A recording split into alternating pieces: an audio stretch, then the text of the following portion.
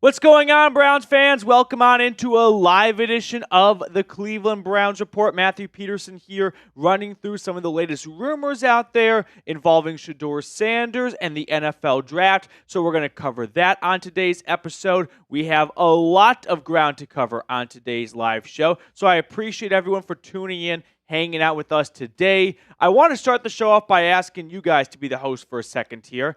If you were Andrew Berry, and the Tennessee Titans take Cam Ward first overall, you're on the clock. Who are you taking? Shedeur Sanders, Abdul Carter, or Travis Hunter? You're the GM. What's the pick? My preference would be Carter, then Hunter, then Sanders. And that's probably not a big surprise to anyone that's tuning in for the dozenth time, the 15th time over this offseason. But we'll talk about Shedeur a lot on today's episode because there is a ton of momentum right now behind Sanders coming to Cleveland. So I want to discuss all of that on today's episode. But you're making the you're in charge. You're making the pick. What is it? Jersey Dog says Abdul Carter. Ken says Abdul Carter. Same does Time Man and Time Warrior. Braden is going with Travis Hunter. Mike, you should definitely watch the Browns Report. Don't go over to Saints, Seahawks, or Vikings live. It's not going to be fun. It's going to be Bummerville, USA over there. AFX says Shedeur Sanders. Let's see. What are the other selections here? Mike Johnson says Abdul Carter. 70 people right off the jump tuning in already. Thank you guys for watching. Shout out your city for me. We're going to jump into our first segment in just a moment, but I do like to give the audience 5, 6, 7 or so minutes to click on the notification and find their seat, file on in. So while we let all the stragglers and the latecomers come to our live show today, shout out your city for me in the chat. Want to see where everyone is watching from. We've got Ken in Willowick. Rich wants to trade down to number 3. The fun part about trading down is we have this idea that the other team will gladly accept a trade. They might just say no. It takes 2 to tango. So I love when people say, well, like for scenario or example, it's I think the Bears, just taking a team they're picking 10th, should take Ashton Genty at 10. What if he's taken before then? Then trade back. Oh, okay. Well, I guess if you just kindly ask, will someone please trade up? Plenty of teams will call and give you good draft picks for the 10th overall pick. Takes 2 to trade. Braden with a $2 super chat. Mike is in Texas. I've got Ricky in West Virginia. Adam is in Ohio, along with Time Man the Buckeye. Josh is in Salem, Oregon. Braden, would Dion let Shedeur go to Coldwater, Ohio? Dion did a bunch of media at Radio Row during the Super Bowl and did not sound like someone who would get in the way of his son going to the Browns. Not to just be like devil's advocate, but if you're Dion, I think we're so early in the process still. It's February. The draft's not till April. You don't have to put your foot in your mouth if you don't have to. What if Dion wants Shedeur to go to the Giants at 3 and he gets good word that Cleveland's going to go Abdul Carter? Then he doesn't have to look like the bad guy when the Browns were never interested in taking his son. Now, that's a bit of a risk because what if Cleveland doesn't go Abdul Carter or Travis Hunter? All of a sudden, maybe he has regret over not getting in the way. But my suspicion is he knows his son maybe doesn't have a top 3 lock profile. So if someone wants to use a top 3 draft pick on him, he's not going to get in the way of his son being the 2nd overall pick and say, sorry, son, I'm going to force you to go to number 6 to the Raiders because I think I know what's best for you. That might not be such a great thing to do, although maybe looking back in hindsight, it's what's best. But in the moment, that's a real tough thing to convince your son this is what's best for you right now, to take less money and go 4 spots later in the draft instead of, for a little bit of your own ego, being the 2nd overall pick in the draft. That's a pretty cool thing, I would think. Coming up on today's episode, we had the latest news and rumors on Shedeur Sanders potentially coming to Cleveland. Then we're going to look at one of my favorite draft gurus and insiders. It's The Athletic's Dane Brugler. He put out his top 100. We're not going to look at all 100 players, but we are going to look at the top 50 because the Browns might have 2 first-round picks this year if they trade Myles Garrett. So we got to get familiar with the guys going in that 10 to 30 range. Plus, Cleveland picks at 33. So I want to look at some round 2 targets as well. Then our mailbag. So use hashtag Browns or Super Chat like Braden just did, and we'll throw it on screen for everyone watching to see. 95 people tuned in. We have 10 likes.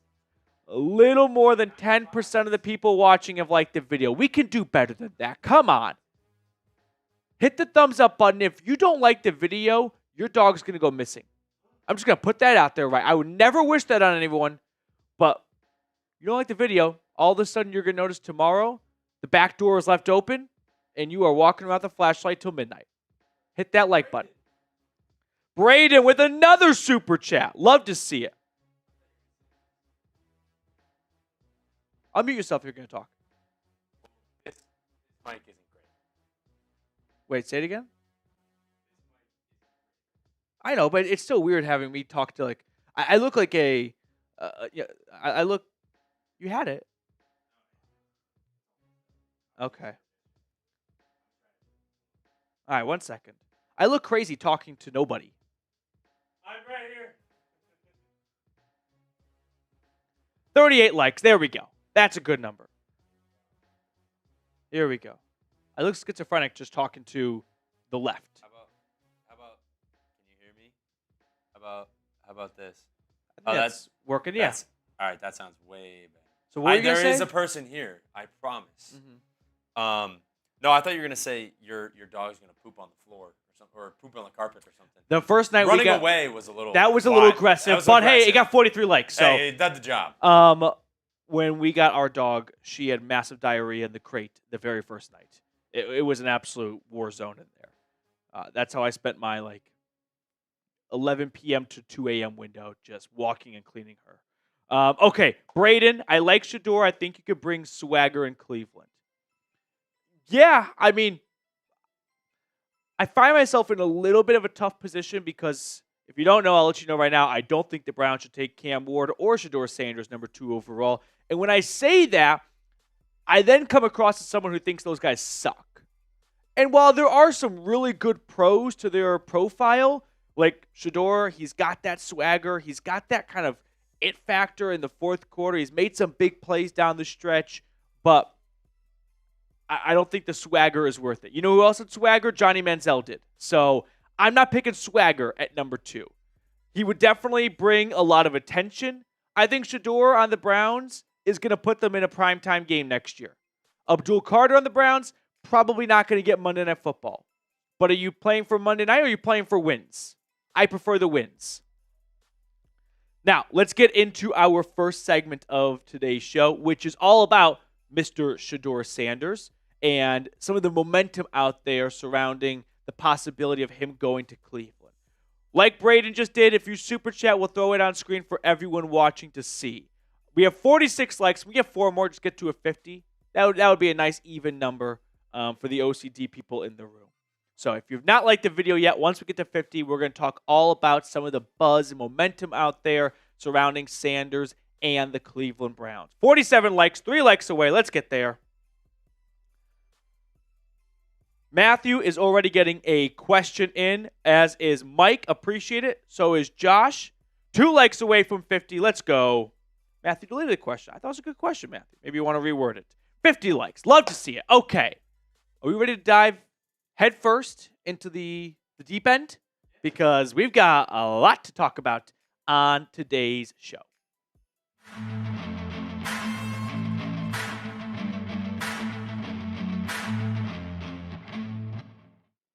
There seems to be a lot of momentum right now around Shedeur Sanders going to the Browns at pick number 2.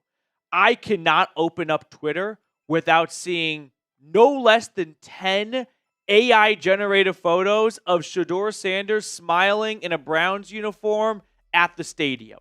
You can't scroll more than 30 seconds without running across something related to Shedeur coming to the Browns. So I want to talk about this momentum, a little bit of where it's coming from, and whether or not it has any legs. So Shedeur Sanders also had a video go out saying that his first visit during the NFL draft process is with the Cleveland Browns, and this has generated a lot of intrigue and people wondering, does that mean the Browns are going with Shedeur? The Browns are doing their homework. It's their job. For the NFL, if you work in the front office, you are now in your regular season. They're like nocturnal. Their busiest time of the year is when the players are not on the field because they have to assemble the roster. So I don't look at this as evidence. I look at this as good. They should meet with Shedeur. They should meet with every top prospect. That's what they're paid to do. And they've got a nice salary too. So this to me is not some must-see news right here. But this seems to be the momentum origin. It's the Browns color commentator on the radio, Nathan Segura, who has put out a lot of tweets and clips and videos talking about the Browns going number 2 quarterback. He quote tweeted someone with this one saying, "I love all the interaction and passion about these comments. I will say this, there are no sure things in the NFL draft, regardless of position. But there is one absolute sure thing in the NFL. If you don't have a quarterback, you don't have a chance." And he had some interactions with fans, which I really respect because I don't like when people feel like they're too good to reply to people on Twitter. So someone talked about, Zach Wilson was number 2, and he responded by saying, "But what if there is? That's so strange to be so sure you couldn't possibly get a great QB at number 2 this year." And then there was another instance of him going back and forth with someone saying, "Yeah, everyone says you keep taking swings at QB, but if you look at it, very few of the best organizations swing when the cupboard is bare. Hurts replace Wentz, Mahomes, Alex Smith, Lamar Flacco, get stability, then get your QB." And Segura points out Jaden Daniels replaced no one, CJ Stroud replaced no one, and Daniels, Jaden, and I see what he did there. Remind me again where they were picked. So this, by the way, as I'm filming live right now, it's kind of good timing because he just tweeted out 5 minutes ago talking about, for some reason, Browns fans have this belief that picking Sanders or Ward, but we'll be specific to Shedeur in this case here, at 2 is way too early of a draft pick. I don't think that's out of bounds to say it's way too early. I was curious. Where does Shedeur rank right now in the pre-draft process compared to some other quarterbacks? He's 25th on Dane Brugler's big board. Jaden Daniels was 8th. CJ Stroud was 4th. So what I'm getting a little tired of is people saying, well, look what happened to the Commies and look what happened to the Texans. It's worked out so well for them. Yeah, everyone was way more confident about these guys as prospects compared to Shedeur. And for reference, I just went back 1 year further in the draft. Kenny Pickett was 30th on Brugler's big board when he was selected in 2022. So for me, the number 2 pick is just too valuable to take any quarterback. An analogy I'll use is sometimes I see videos of families giving presentations of where to go on their next family vacation. Like everyone makes a PowerPoint, right? We've seen this before online. Imagine it comes down to 2 locations, Hawaii and Disney World. Pros and cons for both. And the family member that's backing Hawaii spends their whole presentation bashing Disney. The line, the heat in Orlando in August, the ticket prices, and all that is fair, and I'm not going to push too much back on it. But they don't spend any of the time talking about how great Hawaii is. In this case, everyone that wants to go with Shedeur at number 2 hardly ever spends time talking about Shedeur as a prospect. They just want to take a quarterback because the easiest way to flip a franchise around is by getting a great quarterback. I'm sorry to continue to be the bearer of bad news, and if this ages poorly, so be it. But I'd rather have an opinion than just try and play Switzerland and be neutral. I don't think there is a quarterback in this draft class that is going to save the franchise. So instead of just wasting the 2nd overall pick because you want to go all in roulette style, how about you take someone you got more confidence in, like Abdul Carter or Travis Hunter, to really be a long-term impact player? and not just be impatient and go, but we just saw two teams the last 2 years do it. Guess what? Those were much better quarterback draft classes than this year. It's unfortunate timing for Cleveland. It really is. But two wrongs don't make a right. Now, when it comes to Sanders as a player, I think you can probably tell right now where I stand on just him and the process of selecting him second overall. I'm not super high on it, but I do want to give you guys just some as much unbiased information as possible when it comes to him as a prospect. So here's the skinny on him. 6'2", 250 pounds. Good size, right? That's pretty average quarterback size. He's not, short king like Baker or Drew Brees was. So check that box right there. Accuracy, he is arguably the most accurate college football quarterback in college football history ever. He finishes number 1 in completion percentage, I think. So that's a major pro for him. He's tough as nails. He took 99 sacks the last 2 years at Colorado. He got up from every single one. Hardly missed a snap. I don't think he even missed one snap. So very tough, very accurate. And the numbers over his 2 seasons in Boulder are pretty good, but we should know by now not to evaluate college quarterbacks based on their stats. There are so many, like Bailey Zappi had more touchdown passes than Joe Burrow. Bailey Zappi is not a better quarterback than Joe Burrow. So we shouldn't look at stats as major evidence to take someone or not when it comes to the quarterback position. Now, I'll pause right here and have you guys be the host for a second. If you were Andrew Berry, what would you do at number 2? Let's say Cam Ward goes first overall. You're taking Sanders, you're taking Carter, you're taking Hunter.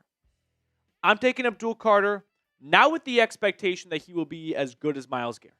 That's a very high bar, and it's unfair. But with the expectation of, here's a player that can get you 10 to 15 sacks and make 4 to 5 Pro Bowls in a 10-year career in Cleveland. I'll sign up for that. I think that's a pretty good player to acquire. Probably not going to be a future Hall of Famer, Cleveland to can. Maybe he is, but I'm not going to say that has to be the bar for him to be a successful pick. But I do believe he will be a very good player at the next level. Now, the only way I could warm up to Sanders being the pick at 2 or just in round 1 is if the Browns trade Myles Garrett, they acquire an extra first-round pick this year, and now they feel like we can take a risk with Shedeur at number 2, and if it doesn't work out, we still have another first-round pick where we can find a quality impact player. If that's the case right there, just given how valuable the quarterback position is, I could probably raise the white flag and go, okay, it's worth the gamble, because worst case scenario, well, sure, you might not have used the second overall pick to its best ability. You still have another first round pick where you can find a quality impact player, and the reward might outweigh the risk in that situation. But as of now, with one first round pick, I don't think the reward outweighs the risk. Not to say outweighs the risk, but I think the risk is just too high. Just given my concerns with Sanders as a prospect, I would say the lack of arm strength, but I don't think he has the ability to make a lot of difficult throws. He took a lot of sacks, which kudos to him for being super tough, but ask yourself, why did he take a lot of sacks? People are going to be shallow and say, oh, the Colorado offensive line stunk. And it did his first year, but he still had over 3 seconds of average time to throw. The ball needs to come out quicker. And to me, that's a concern of, wow, what about when things start to speed up in the NFL? That's someone who took a lot of time in college ranks holding onto the ball. When he gets a lot of different looks in the NFL, that ball's got to come out pretty quick. And that didn't happen at Colorado. So maybe coaching can solve that, but for now, that's something that really sticks in the back of my head. Now, next up on the show, I want to talk about if this is, all smoke or if it's got some legs to it. But first things first, I do have to give a big shout out to our friends over at Mando. You see, Mando is the best whole body smelling deodorant on the market. I walk to work most days. I walk today, and it's about a 30-minute walk, which can cause me to work up a little bit of a sweat, and I don't want to be super smelly for Reed in the studio. But when I use Mando, I come into the office pit stain free. It was created by a doctor who saw firsthand how normal BO was being misdiagnosed and mistreated. It is clinically proven to block odor all day and control odor for up to 72 hours. Mando is offering new customers $5 off their starter pack at shopmando.com with promo code CHAT. Mando's starter pack is perfect for new customers. It comes with a solid stick deodorant, cream tube deodorant, and 2 free products of your choice. Luckily, I've got a discount code to help you guys get hooked up on my favorite smelling whole body deodorant on the market. New customers get $5 off a starter pack with our exclusive code CHAT. That equates to over 40% off your starter pack when you use code CHAT at shopmando.com. That's shopmando.com. All of that information is in the comments and description of today's video. So all these tweets from Nathan Segura, who works for the Cleveland Browns, he's their color commentator. Is it just him weighing in, giving his 2 cents? Or maybe, and this is where you kind of go down the conspiracy hole with me, Nathan Segura trying to get the fan base on board with the Shedeur Sanders pick because he's got word that's the plan. So starting in February, he's going to try and rally the masses to be on board with this so that the backlash from the fan base is not too great if they just kind of not surprise people, but didn't start to prepare people. Now they've got 2 months to get everyone to see all these Sanders highlights, to get all these edits of him in a Browns jersey and be like, okay, you got me. I'm in. I bought into this. That's one conspiracy theory. But the argument against that is Andrew Berry really going to run his draft strategy through the radio color guy? Like, no offense to Segura, but like Berry is not one to be very public about what their plans are. He's not some like old-fashioned GM who just fires off a bunch of iconic one-liners and speaks his mind. No, he's very close to the vest. So I just have a tough time thinking Berry really sitting down with Segura is like, so here's the plan, dude. We're going to go Shedeur at number 2. Don't tell anyone. But could you tweet out a bunch of stuff to get the fan base kind of, energized about this pick? That to me seems like a big stretch. So I think what likely is going on here is Nathan Segura just likes Shedeur Sanders as a prospect. And he's just hopping in on Twitter with Browns fans, giving his thoughts on the matter. I don't think the Browns are going to use him as a mouthpiece. I don't think, but it's the NFL, right? Never say never. Now, one thing I do want to emphasize is the combine and the pre-draft visit, I think, will loom very large for the Browns and their evaluation of Sanders. The Browns as an organization are not a team that goes off the eye test, right? They are very analytically driven. They look at age, they look at relative athletic score, RAS, as 2 major factors when making a decision on who to select. There is a lot of evidence over 5 Andrew Berry drafts now, that is a big motivating factor, and it's not a coincidence. They also tend to stray away from non-Power 4 schools. They don't try and find the hidden gem from the FCS. That's not really their pedigree, right? Maybe a little bit in day 3, but not early on at least. So for a team that's motivated by analytics, they want to see how Shedeur Sanders weighs in, right? From height, weight, hand size, all that stuff. To other people, that might not matter. Other teams might go, I don't care about that. I throw the tape on and I like what I see. But to the Browns, I do think it matters. They want to see at the combine, what kind of velocity do you have on your pass? They look for those numbers. They are a number-driven team. And there's a ton of numbers that come out of the combine in a pre-draft visit. So those are going to be 2 major landmarks in the pre-draft process for the Browns.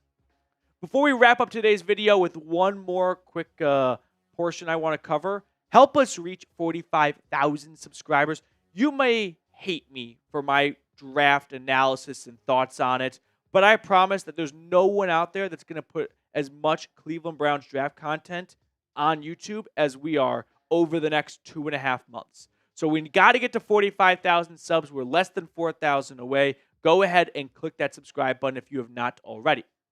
Now, speaking of the draft, Field Yates from ESPN put out his mock draft, and with the second overall pick, he had the Browns going with Abdul Carter. So I do want to take a quick look at this and discuss the possibility of Carter being the Cleveland Browns pick and just get everyone familiar with that selection.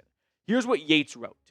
The Browns, like the Titans, will do their homework on the top of the quarterback class, and I wouldn't rule out one of the Ward or Sanders going here.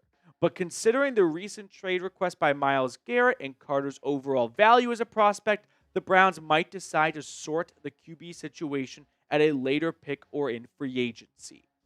This is the down low on Carter. It's his first year playing the position of an edge rusher, and in year one, the guy had 24 tackles for loss and 12 sacks. So sky's the limit for him, and that's what teams are foaming at the mouth for. 12 sacks in your first year at the position. The untapped potential of what it could be in year 2, 3, or 4 as an edge rusher. Now, from a scheme fit wise, he's a little bit on the, I wouldn't say smaller side, but he doesn't really strike me as a traditional defensive end in a 4-3 defense. But Micah Parsons was not very far off coming out of Penn State as well. And he is a defensive end now for the Dallas Cowboys. So maybe in a couple of years, they kind of move Carter from being an outside linebacker who just comes off the edge to a traditional defensive end because he's had 1 or 2 NFL seasons to put on some good weight and get up to like 270-ish, which is right around where Myles is. I also think this, and this will kind of be the final note of the video. The fan base, they might just bully the Browns into taking Shedeur Sanders. I just think there is so much frustration, and rightfully so, at the quarterback position for Cleveland of we just wasted Petonio, Garrett, and Denzel Ward's prime because we didn't have the quarterback. I don't care how good Abdul Carter is. I'm willing to roll the dice on Sanders because if we miss on Carter, so be it. But if we pass on Sanders and he's great, doesn't matter how great Carter is. We just watched Myles Garrett put together a great season, and they won 3 games. And I can sympathize with you in that regard. And if Carter and Shedeur and Cam Ward were all similar prospects in terms of rankings, yes, tie goes to the quarterback. But they're not in similar rankings in my eyes. They're in very distinct tiers. And I can't just blend those tiers out of desperation. Before we wrap up today's episode, let's pick a card. Dylan Sutcliffe, awesome viewer of the channel. Reed, which card do you want to go with? Let's go with King of Hearts. I'm going to select not the Ace of Clubs, but the 5 of Hearts. No, 8 of Spades. 8 of Spades. I will see you guys tomorrow. Super Chat flew in. Love to see it. I meant to say this in the video too. Another kind of just bummer, I'll say, is we're so early in the pre-draft process and everyone's drawn out lines, which means we have the rest of February, March, pretty much 2 months. The rest of February, all of March, and then most of April to go each other's throats over. And here's the worst part. Whether they go Sanders, Carter, Hunter, there's no way we can likely make a fair assessment of the pick for another 2 years. Like, unless it's a Josh Rosen type season or like Solomon Thomas, Cleveland Farrell type year, I'm not in the camp of make a full evaluation of a player after their rookie campaign. So by the time we have a good idea as to whether or not it's a right or bad pick, no one's going to remember 3 years ago who was saying what about these prospects. At least I don't have like a memory of like, which Browns reporters and YouTubers, if you will, really wanted Tristan Wirfs over Jed Wills? No, we just all agree it was a bad pick. Which I think it's kind of important to remember what your favorite Browns reporter, if you will, said, because you should remember when you go back to them the next year, do they know what they're talking about? Yeah, Reed? I was just gonna say, the point of you saying if Abdul Carter does well, but Shedeur Sanders also does well, nobody's gonna care because you passed on a quarterback and we needed a quarterback and he's good. Absolutely. Look, see, he's good. It's like, yeah, but we picked Abdul Carter and he's good too. But like, it doesn't matter. Quarterback's more important. Like, I can just see it happening. If Shedeur is good, which I kind of want to say this, so I will say it, and then I'll read the super chat. I'm sorry, Loverboy Charlie. There is a very real possibility that Shedeur could be successful on a different team. And that sounds like I'm just trying to give myself an escape hatch to always be right. But he strikes me as a quarterback that can be successful if everything's right around him. He's not a scrambling QB. He's a pocket quarterback. So you need a good offensive line. I don't think the Browns are in a position to have a pocket passer and be successful based on what we saw last year. So maybe if Shedeur ends up in a place with a good offensive line, he could be good. And then those that wanted Shedeur will say, see, I told you.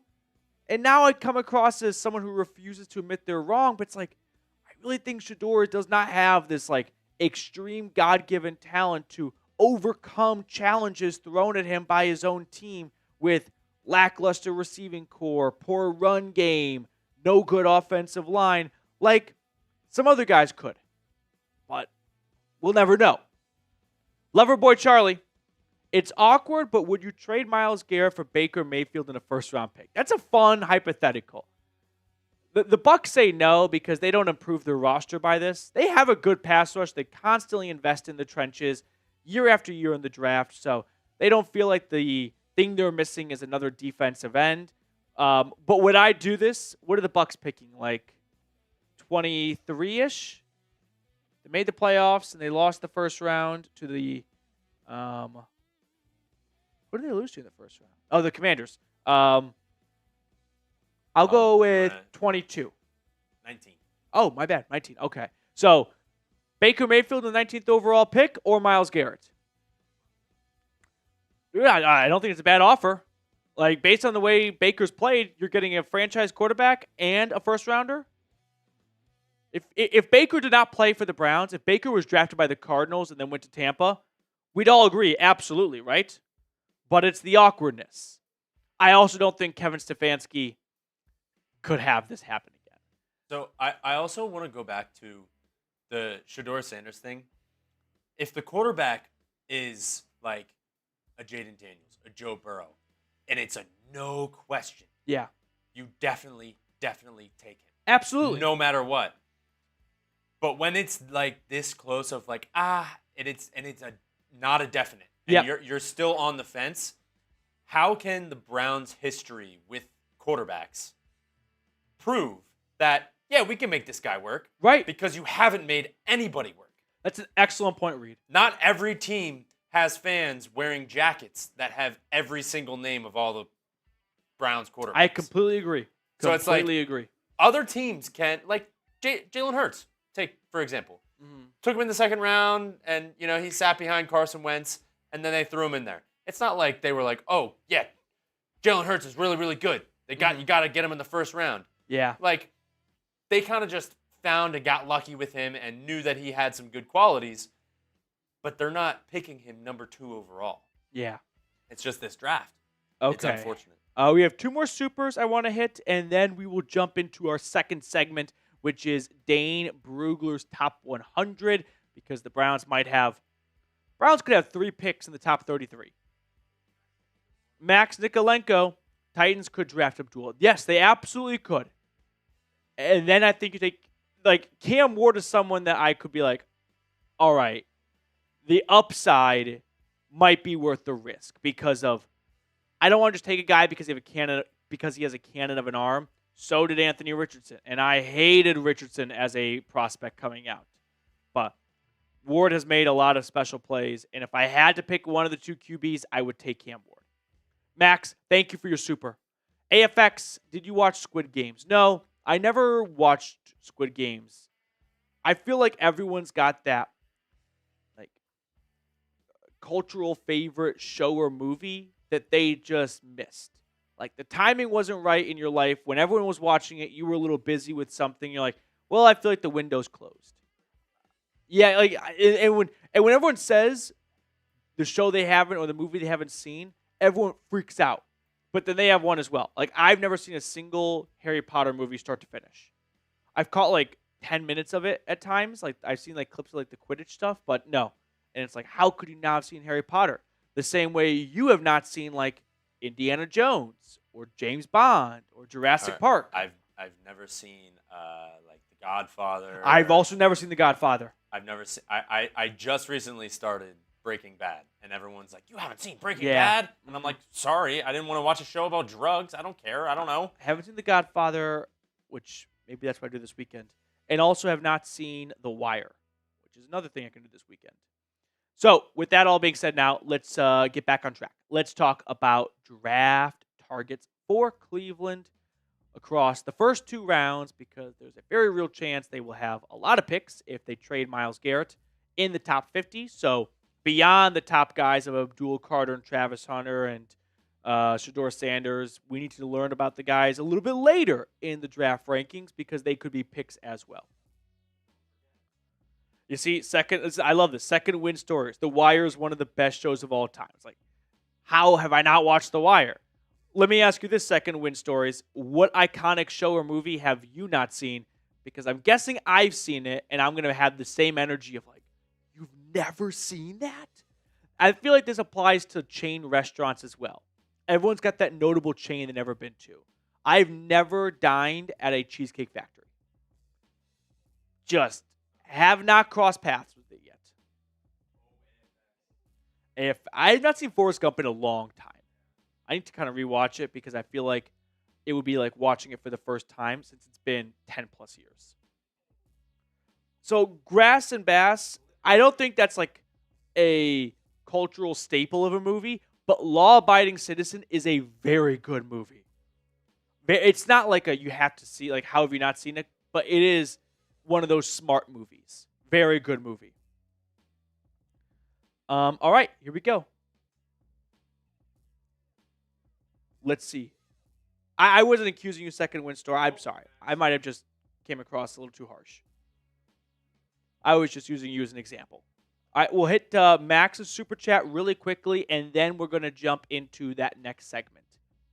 But Mr. Max Nikolenko. Titans draft Abdul. Browns trade for a few spots and still get Shedeur and a few extra picks. Draft day movie, baby. Except they didn't go quarterback in draft day, which I'm very excited to rewatch draft day. Every year when I rewatch it, I notice something more ridiculous. Possibly the most ridiculous thing in the movie was how quickly the owner got from Cleveland to New York. He must have taken off from the downtown airport on the lake. It's the only way like you could possibly get there and back that quickly. But he stormed out of Radio Hall after the first overall pick. He was in Cleveland in the war room, I think by like pick number 10. And it takes about an hour to go from pick 1 to pick 10. So from door to door, the guy went from downtown Manhattan to inside the war room in 60 minutes. He was pissed. That is quite the PJ he's got. That is moving. Max, like I this would not be an awful outcome, but you got to find someone to trade with. And well, it's always fun to say like just trade back. Yeah, but you need someone to trade up. Who's giving up multiple picks to move up in this draft class? It's not filled with like it's like star-studded talent. It's like, do you like you're sitting at the lunch table and hey, I have this cosmic brownie. If I'll trade for the bag of chips that you have, and you go, well, I don't like a cosmic brownie. I kind of like my chips. And you're like, well, cosmic brownie is really good though. Aaron, I need to catch up on the OBR with the cap guru Jack Duffin, and then make a video reacting. Myles isn't going anywhere because of the dead money. It strangles us more than the $36 million. I think Jack Duffin does an excellent job of keeping people informed on the salary cap because it is such a complicated matter. I've tried to interact online with Duffin before. He never replies to me. I don't know what I did. I had never met the guy, but every time I kind of reply, engage with him, I've given him credit on the show before, and zippity doo-dah. I never get anything back from him. So I'm always down to talk to people. I'm not picky or anything like that. So, Aaron, I think you're asking the wrong person. Go over to OBR and see if Jack wants to kind of collab in a way. All right, here we go. Let's talk about Dane Brugler's top 100.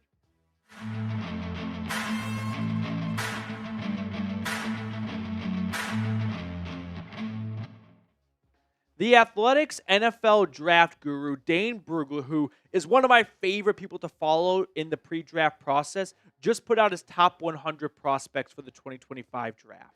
Now, I'm not going to go through all 100. I'm going to do the top 50 because I think I might lose some of you once we get to the 60s and 70s of players. But I do think it's important to look beyond just the top 5 guys in this draft, because if Cleveland makes a deal and sends Myles Garrett somewhere, they likely acquire an extra first rounder. So now the Browns are picking 15th to 25th or something like that. So we got to look at guys who could be targets at that range. Plus, Cleveland picks 33rd overall, first pick in round number 2. So who are some guys that could slip out of round 1 into round 2? But if you are just happy to be back in round 1, even though it's not under the circumstances we would have liked after a 3-win season, it's still nice to be a part of the pre-draft process, because the last couple of years were just a snooze fest, especially when the Browns would trade their second-round pick away for Elijah Moore or move back to get Martin Emerson. It's like, we waited long enough, and now we got to wait even longer. So if you're with me, like today's video. Here are the picks the Browns are working with. They have a lot of them, including 5 in round 6, I think I have it, and the Mr. Irrelevant pick, which will be fun to keep an eye on. But most notably, they have 4 picks in the top 100, and if you kind of squeeze that 103 in there early in round 4, they essentially have 5 picks in the top 100, a very early round 4 pick. So this is what Barry is working with when it comes to his best draft capital. So here's Dane Brugler's big board. We'll go through it from 1 to 50, starting with Travis Hunter, number 1 player. He was the number 1 player on Brugler's big board back in November, midway through the college football season, and he has stayed at the number 1 position.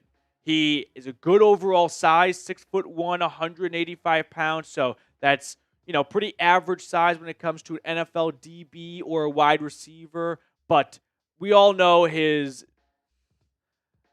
just playmaking abilities is the best way to put it, right? And his versatility of playing on offense and defense. And so there is a lot to like about Hunter as a football player. He is just someone that you would want to have 22 of on a team, because he can do a lot of things very, very well. And you look at his numbers as a receiver, 1,200 yards last year, 15 touchdowns, nearly 100 grabs. And he's just not only a receiving threat, but he's also a great defender too. 4 interceptions, a forced fumble, 15 pass breakups.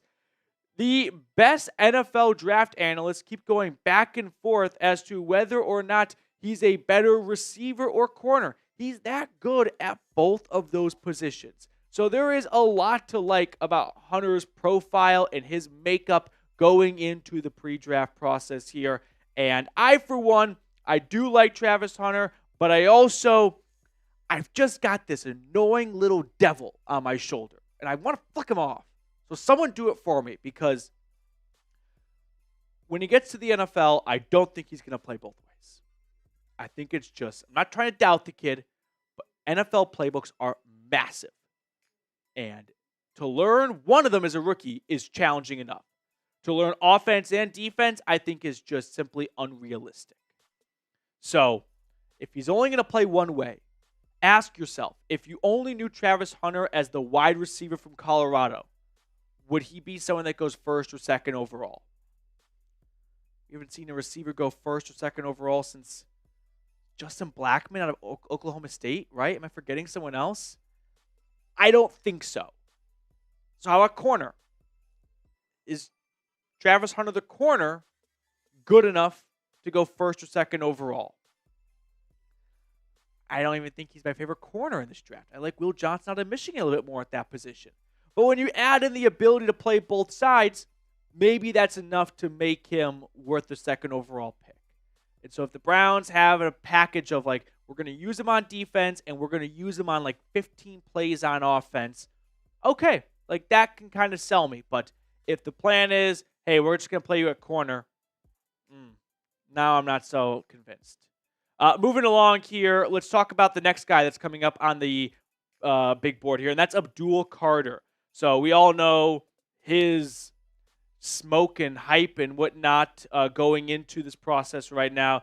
A 12-sack campaign for the Nittany Lions last year, 4 pass breakups, 2 forced fumbles.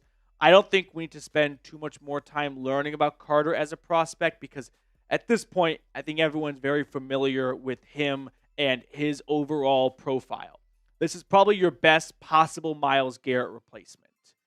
If they end up trading him, which I think they will, but the Browns say they aren't trading him, but if push comes to shove and they do move on from him, then this is a great way to not, I don't want to say replace because you're not going to get someone like Myles. You're just not. I'm sorry to be a doubter, but no. But if you get someone who's 85% of Myles Garrett, that might be making the best of a bad situation. So those are the top 2 guys right there. Then it's Jalen Walker. I've not spent enough time talking about him or researching him, but he comes in at number 3, followed by Mason Graham, and then we've got Ashton Genty. 3 through 5, I don't see as viable targets at number 2, but if they acquire an extra first rounder, that could be someone worth looking at closer. Will Campbell, left tackle out of LSU. Same goes for him. At number 2, no. But if they have number 2 and number 10, I can get behind Will Campbell at number 10. Not interested in any of the receivers in round 1 this year. To be honest, I don't think any of them are worth first-round picks. Next up is a player that's really risen in this lead up to the draft. It's Mizzou's right guard, right tackle, Armand Membo. He's a good size, fast-moving player for the position. Number 9, it's Shamir Stewart. He is one of the best athletically given players in this entire pre-draft process. But for me, the concern with Stewart out of A&M is 3 straight seasons of 1.5 sacks.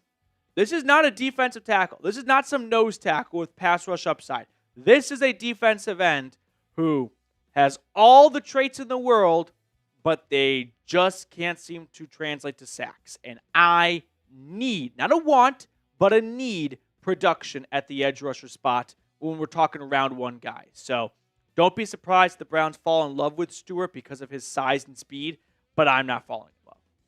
At 10, it's Tyler Warren from Penn State. I suspect the Browns will find a tight end later in the draft with Aikens a free agent and Njoku has 1 year left on that extension. He's getting up there in the age column too.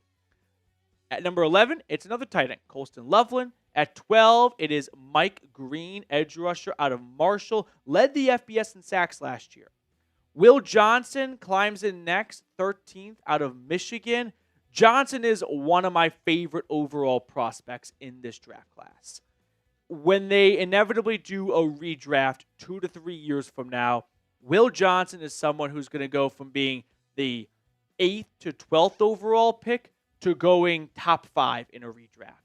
I'm just that confident in him as a playmaker, the athleticism, and the ball skills that go along with it. Unfortunately, he missed a lot of time in 2024 with a turf toe injury, but I'm going off the 2023 film. And that 2023 film is telling me this guy is going to be an absolute game wrecker at the next level. Moving on here. Malachi Stark, safety out of Georgia, no thank you. not for the Browns at least. And then Cam Ward. We get our first quarterback on Brugo's big board. It comes in at number 15. Let's talk about Ward just overall as a prospect. An absolute cannon of an arm, which I know that cliche gets thrown out there a lot. He truly does have a bazooka attached to his right shoulder. He can make all of the throws you want from different angles, off platform, rolling to his left, throwing across the field. Not everyone can do that. Not at least a high enough velocity where it's not an easy pick for an NFL DB. He can do that for you. Plus, I do like the experience. Look how successful Jaden Daniels was. And I think a big reason was he was in college learning a lot.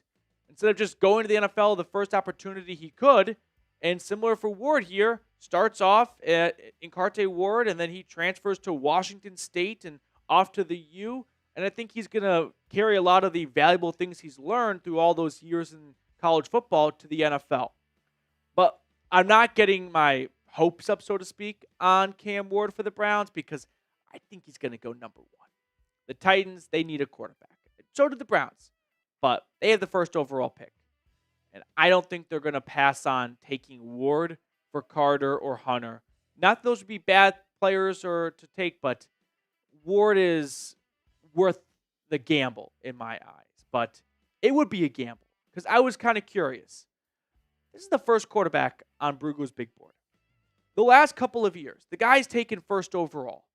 Where were they on Brugo's big board? Caleb Williams last year was number 1 on the big board. Bryce Young the year before, number 1. Trayvon Walker, number 4. Trevor Lawrence, number 1. Joe Burrow, number 2. Furthest behind is Walker at 4. This would be uncharted waters. The first overall pick being someone who the consensus from a lot of NFL draft experts is not even a top 10 player in this class. I know how valuable the quarterback position is, but also the first overall pick is very valuable too. So I thought you guys would at least enjoy that kind of nugget and a fun fact of, man, is this the latest a first overall pick has ever appeared on a big board for just one person? Moving on to 16, it is Myles Williams. He missed some time this past season for the Bulldogs. The production did not take a big jump, but unfortunately, missed some time for the Bulldogs with an ankle injury, which led to some down production. But he did come to play at the end of the year in the SEC Championship game, and he's got great traits as well. Josh Simmons, offensive tackle from Ohio State. I want to pause here and talk about him for just a second because this is a target for me that if the Browns climb back into round 1 via Myles Garrett trade, he could be of some interest. He unfortunately missed the second half of the Buckeyes national championship season, but the first half of the season, he looked very vital to this team. And that was evident after he went down. Ohio State had a tough time figuring out a new plan at left tackle for this O-line. So Simmons is someone that I like if the Browns were to get another first-round pick somewhere in the middle to try and finally answer the problems they had at left tackle for the last half decade. At number 18 now, it's Tyler Booker. He's probably the best interior offensive lineman in this class, followed by DT Derek Harmon. Started off at Michigan State, goes to Eugene, shows a lot of pass rush upside, which teams love from the interior. Then it's Luther Burden. The Browns are not going receiver in round 1. 21, we have James Pierce out of Tennessee. He was supposed to be the first overall pick in this draft if you go off of way too early drafts from the end of last year's draft. The production just wasn't quite there, but I think there are some fair excuses of very few snap counts, very few snaps in the early goings of the year because Tennessee was blowing everyone out. But he generated a ton of pressure, just couldn't quite take the quarterback down. Calvin Banks, Texas left tackle, he's probably my least favorite of the round 1 tackles.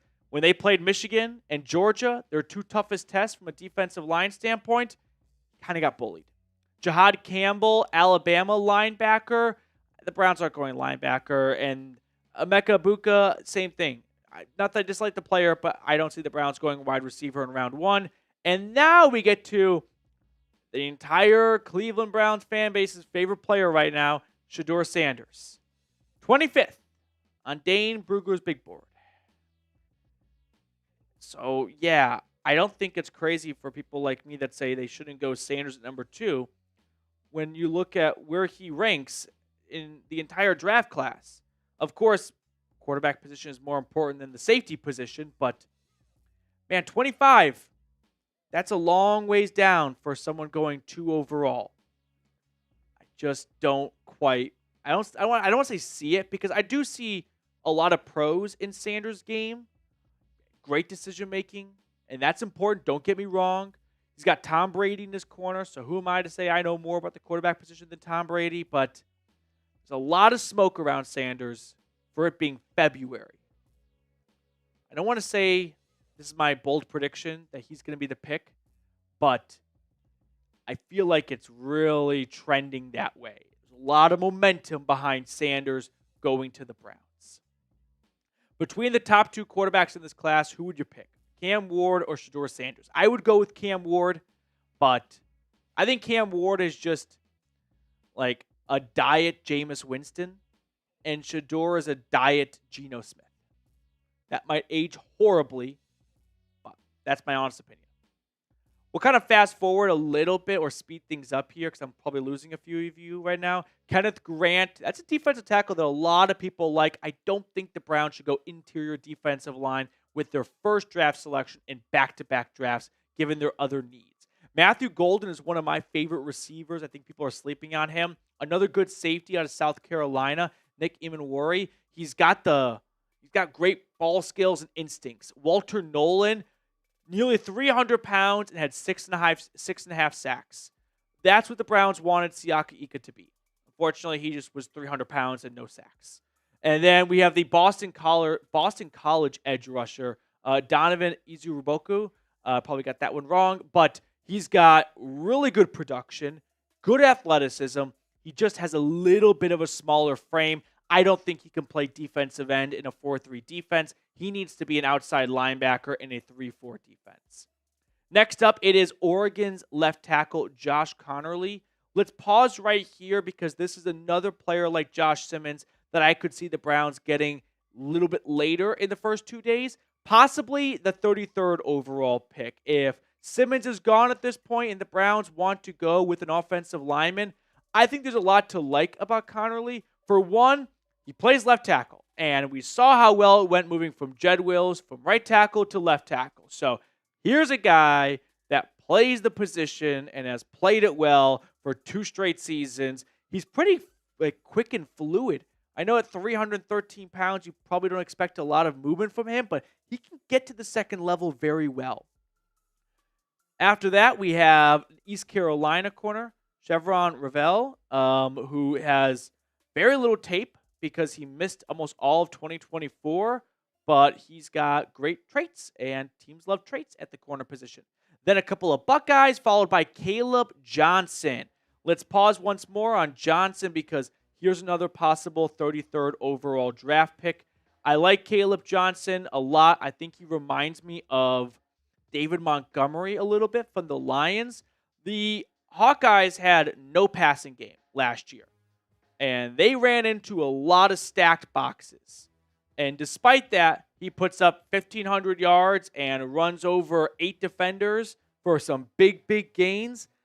There's a lot to like, and I probably said that one too many times, but it's true with Johnson. He probably doesn't have the top-end speed to really hit that extra gear and rip off an 80-yard touchdown run, but Nick Chubb supposedly didn't have that top-end speed, right, coming out of Georgia, and well, we know how well that aged. So, yeah, I think there is some really good traits and just production from Johnson to look into for that 33rd pick. Another running back to watch for, Omarion Hampton out of UNC. Back-to-back dominant years for him without Drake May this past season. Some people thought, ooh, that might be tough because now people are going to stack the box with May no longer under center. No, he puts up more yards than he did this season before with Drake May as his quarterback. Same average and same touchdown. So a lot of people thought, ooh, this could be a little bit of a dip for him with Drake gone now. Not the case. Similar to Johnson, they're almost identical size and weight. They are bruising running backs. They are guys who fight for the extra yard. They are not scat backs. They are not gadget players. They are not little speed demons. They're not Demetric Felton. That's a random Brown player right there. Nope, they are players that you do not want to see in the hole. We've got Mason Taylor, a tight end from LSU. I said they might go tight end later in the draft. I don't think they'll go that early, though. A run of another player at the tight end position, Jahdae Barron. He did everything in Texas' secondary. I like him a lot as a prospect, but I don't think the Browns are going to prioritize the DBs this early in the draft. Then we've got another Buckeye. There's eight Buckeyes in the top 50. There's a lot of them. So no surprise they won the national championship this past season. And then to round out the top 50 here, Xavier Watts, the safety from Notre Dame. Alfred Collins, a good DT out of Texas. Jaden Higgins, if you want to sound smart for who's a sleeper in this draft, there's a lot to like around his game coming out of Ames, Iowa. And then, what do you know? Another Buckeye, and then Minnesota's left tackle for the last 3 or 4 years, Ariante Ursere. So let me ask you this question before we get on out of here. Which prospect do I need to check out? Who is like your favorite guy that's like a round 2, round 3 player that I need to do some homework on? Because as soon as I do that, I'm going to see what you start to see. To wrap up today's episode, let's pick a card here. Mr. Bartkus, which card do you want to go with? Let's go with 10 of clubs. I'm going to say 10 of clubs. I'm thinking 4 of clubs. But don't go. That's a dumb guess. So I'm going to audible to Jack of clubs. I like that. It is a club, but it's an 8. Well, that's why you should have switched. Is that your first guess? Oh, you didn't say that. Oh, in your head. Okay, I was like, did I miss that whole conversation? I was like, because people said before that they 8, and I was like, no, I'm going to go 10. Yeah. Okay, that will do it for us on today's episode. Thank you all so much for watching. I hope you enjoyed this breakdown of some of the top draft prospects in the April 2025 NFL Draft. Next up on the show, we have our mailbag, so get your questions in right now. Super chat like a handful of people have already done, and they will be on the mailbag, or use #Browns if you're unable to super chat, and Reed will pick his favorite questions from the chat, but just make sure to use #Browns. I need to tie my shoe because I stepped on it 100 times in that last video. So, some dead air right now. Where are we? Super chats. That's indeed right. We'll catch up on some supers, and then we will talk about talk about what you guys want to talk about. I'm getting the another link, but Petey, what are you having for dinner tonight? You don't want to know. You don't want to know. I feel so... I want to throw up when I listen to myself talk sometimes, because I become one of my biggest nightmares, which is people that go on a diet and tell everyone they're on a diet. It's kind of like, it's not quite as bad as people that run a marathon and tell you, I ran a marathon, but wedding day is 108 days away. I should probably know that number. So yeah, it's full court press. Last night's dinner was half a protein bar. Today's lunch was cucumbers and these like protein chips I have. Tonight's dinner will probably be broccoli. It's awful. It sucks. I don't know what else to describe it as, but I'm like a week and a half in right now. So I kind of got through the tough stage, which is getting the plane off the ground. But now I go to bed hungry. It's the worst feeling. No, I'm not a snacker. I don't snack, which might be surprising given my figure. But no, I'm not one to like snack. I don't like candy ever. I don't like just eating cookies and chips. I just when I have my meals, I fucking ball out. I just balls to the wall. Max, no, we did not accumulate many picks. These next 2 drafts, Browns need to draft as many best player available in order to build the best roster possible. I get that, but I also think we should keep in mind the balance of quality versus quantity. Personally, I'd rather have one great player than two good players. You know what I mean? Like, would you rather have Myles Garrett or would you rather have David Njoku and Greg Newsome? Those are two guys who are late in round one versus an early round, first overall. I like the Myles Garrett one more. Barry better hire /steal/corrupt talent evaluators. For what agenda? To secure, like, a quarterback? Try and raise the hype around the QB so it doesn't look like such a reach? Let me know, Max. Are those all the super chats we had? All right, it is mailbag time. Mike, who is the best man? My brother, Andrew. John, Cousins does not have a lot of starting options. Us or Raiders, maybe Steelers. Yeah, I could say so. I would agree. Okay. First super chat of the day. Yeah. Where's Joshua Miller? He always tunes in. Is he here? Oh, there he is. I'm sorry. I didn't see it, Josh. All right. I don't want to keep you guys waiting any longer, so mailbag coming up in just a moment. But last call if you have a question. I know I've said it 100 times, so this will be the last time. Super chat, skip the line, guarantee your question or your take, your idea, whatever it may be, gets on screen. Or use #Browns. Yep, sounds great to me. Here we go.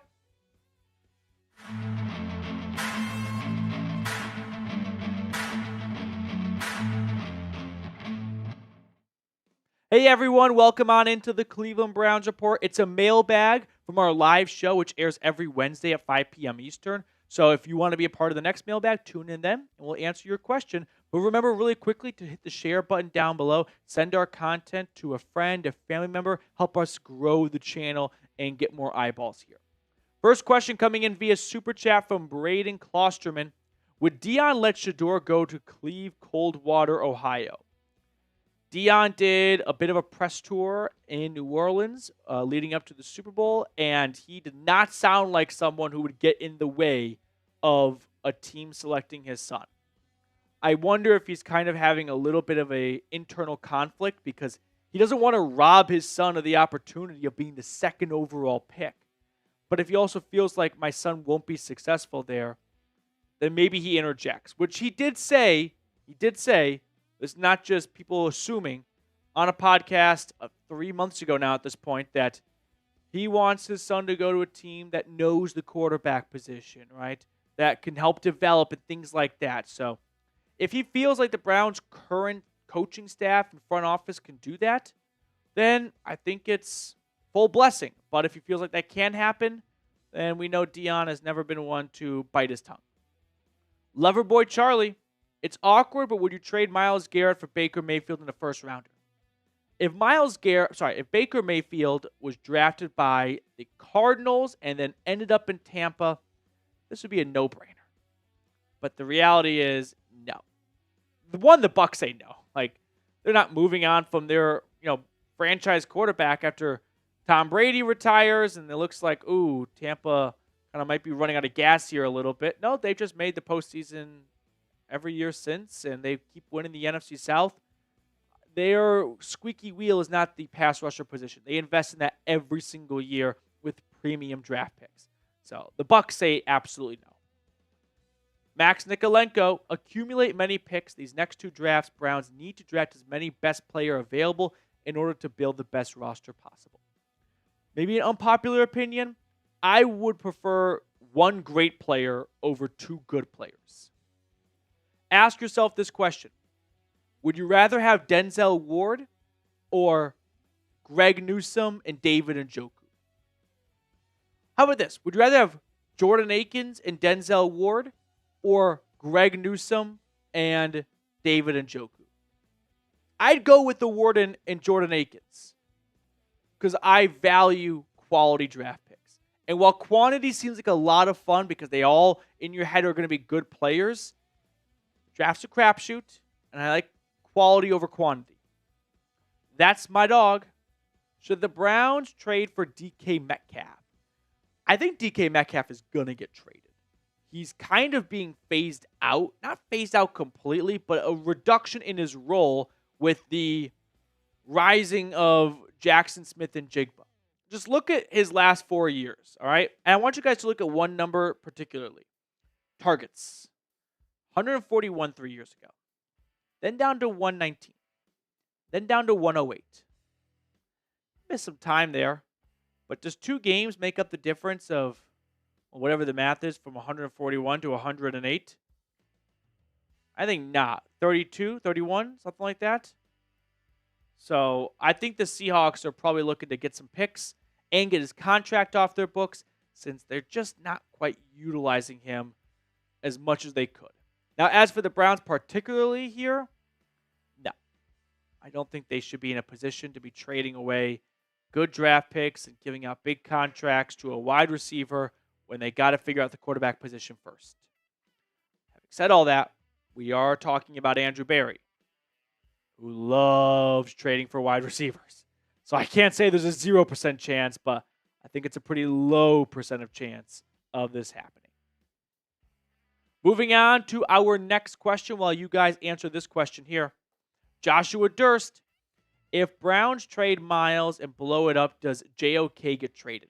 No one is trading for JOK right now. They don't even know if the guy's going to play football ever again. Which I lacked that idea a few months ago, but misses the rest of the regular season. He put out, I don't think a weird thing, but he talks about how he doesn't want to watch the Super Bowl because he's not in it. And I think a lot of athletes low-key feel that way. But no, I think you're picking the wrong player. I think the question is, does Denzel Ward get traded? He said he doesn't know if he wants to be here if Myles is not here.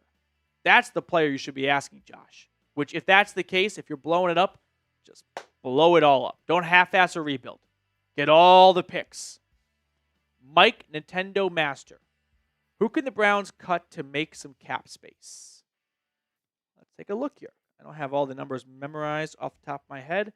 The short answer, though, off the top of my head is no one good. Like, there's no obvious cut candidate that can save you a lot of money. Here's what I mean by that. You could cut Jack Conklin. You get $4.6 million in cap savings and a $14.4 million dead cap hit. You probably want to see Juan Thornhill get cut. They cut him before June 1st. They have negative $2.2 million in cap savings. If they designate Juan Thornhill as a post-June 1 cut, they can get a whopping $3.4 million. There is no cut candidate to get $10 million. You can only use 2 players as a post-June 1 designation. Probably Juan Thornhill. I don't think they're going to want to cut Wyatt Teller, but there's $7 million in savings there. If Joel Petonio retires, if he retires, it's kind of like getting cut. The cap hit still stays. It's just, is he a pre-June 1 retirement or a post-June 1 retirement? So, yeah, Thornhill is like the only good option I have for you, my friend. Matthew Culpa. What could a Deebo Samuel or Garrett Wilson trade look like? I think for Garrett Wilson, it might be Garrett Wilson to the Browns along with the Jets' 7th? Yeah, 7th overall pick. And New York gets the 2nd. Cleveland moves back 5 spots. The Jets can take a quarterback. And the Browns can get a good player at 7 and get Garrett Wilson. The Jets probably want a little bit more in return. But I could see a first-round pick swap, which the Jets did when they acquired Aaron Rodgers. They just swapped first-round picks. Jets moved back. Packers moved up. Ricky Klein. Oh, what was the other name he said? Oh, Debo. I skipped over Debo. Sorry. Debo's going to go for some day 3 picks. Ricky Klein. Can we get 3 good first-round picks for Garrett or more? Yes, depending on the team. If the Buffalo Bills call, yeah, maybe. But they're not the first-round picks you're thinking in your head. When you're picking from 28 to 32, you're basically getting round 2 talent with a 5th-year option. And the 5th-year option could be valuable. But no, not everyone in the draft that goes round 1 has a round 1 grade on them. Meaning, if they were picked up and dropped in another draft, they'd go round 1 again. No, just 32 guys have to be taken. So at the end of the day, people are going to look at 32 guys as round 1 talent, when in reality, there's probably like 20 round 1 talent in every single draft. This year, it might be a little bit lower, low key. But you could get maybe 3 firsts from like a team like Buffalo. But ask yourself, would you rather have 3 very late first round picks or deal with like the Atlanta Falcons and get 2 first rounders that are likely going to be way earlier in the draft? Before we get on to the other questions on today's mailbag, quick shout out to our friends over at Mando. Mando is a whole body deodorant safe to use anywhere on your body. I walk to work most days, and it's about a 30-minute walk, which can cause me to work up a little bit of a sweat. But when I use Mando, I come into the office pit stain free and not smelling like a used gym towel. Mando is offering the Dawg Pound $5 off their starter pack at shopmando.com with promo code CHAT. It was created by a doctor who saw firsthand how normal BO was being misdiagnosed and mistreated. It is clinically proven to block odor all day and control odor for up to 72 hours. Mando's starter pack is perfect for new customers. It comes with a solid stick deodorant, cream tube deodorant, 2 free products of your choice, and free shipping. Luckily, I've got a discount code to help you guys out. New customers can get $5 off a starter pack with our exclusive code CHAT. That equates to over 40% off your starter pack when you use code CHAT at shopmando.com. That's shopmando.com. All of that information is in the comments and description of today's video. Dylan Sutcliffe. This is who we named the pick of cards after, by the way. All-time viewer of the channel. What's your confidence level going into the season? Low. Sorry. I would say if they could win 6 games, it'd feel pretty good. Because this idea that the Browns are a quarterback away, no. When you win 3 games, I don't think it's one position. I think people have kind of, and understandably so, put all the blame on Watson for the start of the year. And have had this amnesia come over them that the offense wasn't having a bazillion pre-snap penalties, dumb penalties. Offensive line was horrid, and it's getting older and more expensive. The defense took a major step back. They barely generated any takeaways. I don't think it's a, command F and search and replace quarterback issue. I think this might be a 7-win team next year. Just chill. If Sanders is the pick, do you agree with me that he should sit at least a year? The NFL is ruining QBs by forcing too many to start before they are ready. I do see a lot of truth to this. Take Bryce Young, for example. Bad start, but sat a little bit this year and was really good towards the end of the 2024 season. I think Cam Ward and Shedeur Sanders should both sit. Now, if they were to go in halfway through the year, so be it. Michael Penix, for example, if he was in this draft class, would be the no-doubted number 1 quarterback. Ahead of Ward. Just try and remember what Penix looked like at Washington 2 years ago. Penix, Ward, Sanders. Penix, without a doubt, is the number 1 quarterback. Michael Penix sat on the bench until week 16. I think he played the last 3 games. 16, 17, 18. And in those games, there were some good moments, but he still looked like a rookie. Now you want Shedeur or Cam Ward to start week 1? No, thank you. I think they're going to add 2 veteran quarterbacks in free agency no matter what, and they should start the first week of the season, if not longer. Joshua Miller. Garrett trade with New England might get you 2 out of the top 4 prospects in the draft. That's how a rebuild or a reset is started. Why would the Patriots do this trade, though? Why are they going to trade the 4th overall pick, a pick where they can get a really good 23-year-old player for a 29-year-old player who isn't going to be the thing that gets them into the playoffs? Browns won 3 games this year, and Garrett was really good. I don't see why the Patriots move on from a premium pick for a 29-year-old player when they're not a defensive end away from making a big run. The Bills are, on the other hand, but not the Patriots. Kathy Sidlecki, when are we going to address the offensive line? Can we pull up the offensive line depth chart? Maybe? Yeah, let's just take a quick peek at it here for Kathy. Okay. So, we've got some free agents, and we'll talk about what I think is likely going to be your starting five. So, hopefully DeJuan Jones is ready to roll, but the rehab for him, Wills, and Conklin did not go as hoped. So, I'm not going to make any big assumptions. They're not bringing back Wills. They're not bringing back Affetti. They might bring back James Hudson because he is shown to be like not a quality backup, but on a cheap veteran deal, he could bring in some competition for a rookie they select and serve as a cheap insurance policy. I don't think Petonio and Teller are both returning. Either Petonio retires or they trade Wyatt Teller. They're just too expensive to be average, above average guards at this point. You can have highly paid guards as long as they are playing at a Pro Bowl level. I don't think either one was playing at a Pro Bowl level for the entire 2024 season. Posick is going to be here. I think Conklin's going to be here. My prediction is the week one offensive line will look like this. DeJuan Jones, if healthy, at left tackle. If it's not him, it's whoever they get in day 2 of the draft. Zach Zinter replacing either Petonio or Teller, and then Posick and Conklin stay put.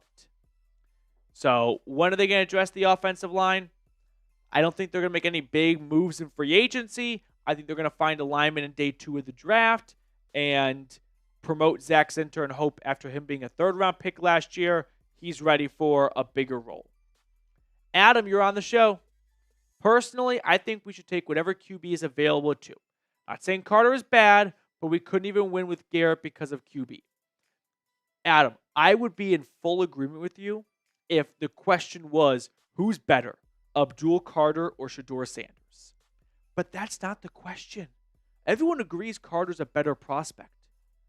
So if we're all in agreement that he's a better prospect, then we're just taking a quarterback for the sake of taking a quarterback? If they were so close in your rankings, then Ty goes to the QB. Like, even if Carter was the second best prospect in the draft and Shedeur Sanders was the 5th or 6th best. All right, quarterback, bigger priority. I don't think Shedeur Sanders is even a top 15 or 20 prospects in this draft class. Just got to value the second overall pick more. Not just insert quarterback no matter what. What should the Lions have taken Kenny Pickett second overall? There were so many teams that passed on Pickett and no one batted an eye. Max, I feel like I'm getting worked up, which I kind of am, but the most frustrating part about this whole thing, Adam, is we have such a long ways to go to the draft, and it feels like everyone has picked a side, and we're going to keep arguing with one another, and no one's going to switch sides, and it's just going to lead to this fan base having a civil war. Nikolenko, we always say draft picks are crapshoots, so why not acquire more picks and also load up on UDF guys? They are pretty cheap. Cuts are free. Load up on undrafted free agents.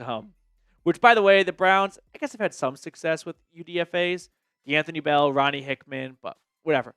Yeah, the draft is a crapshoot, but when you're picking top 10, the odds of it being a bad pick really go downhill. The odds of it being a bad pick in the top 10 are very low. The odds go down of it being bad. I'm not interested in trading top 10 picks away for a future later first and second picks just for the sake of getting more picks. I'm not shutting the door on this idea completely. If you feel like you can move back a few spots and still get the same guy you want there, then it's a no-brainer.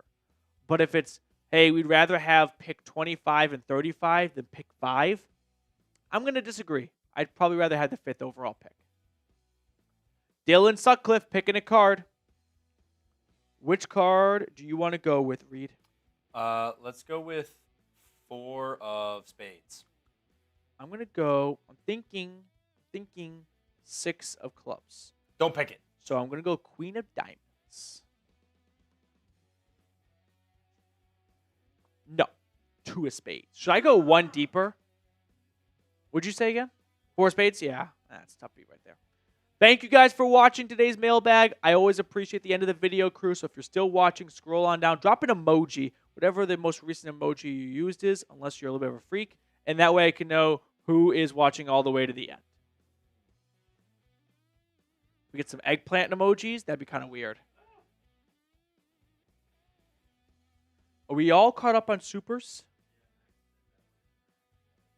Sweet. All right, boys and girls. That's going to do it for us on our live show today. I do not feel super duper well right now. So as much as, I don't know, like the last 30 minutes kind of had this wave over me of like. Probably because you don't have anything in your stomach. I think that's probably it. My stomach kind of hurts. And I'm feeling a little like almost lightheaded, which I think everyone knows someone like this. I'm the I don't get sick guy. You know what I mean? Everyone knows someone who gets sick all the time. I kind of pride myself on like no sick days. But now I'm like, I do not feel so hot. So I'm going to sign off and just sit down and get some water and maybe some food. Maybe we'll have a little bit of chicken with dinner tonight, but strictly broccoli after that. So we will see you guys tomorrow with more Browns content.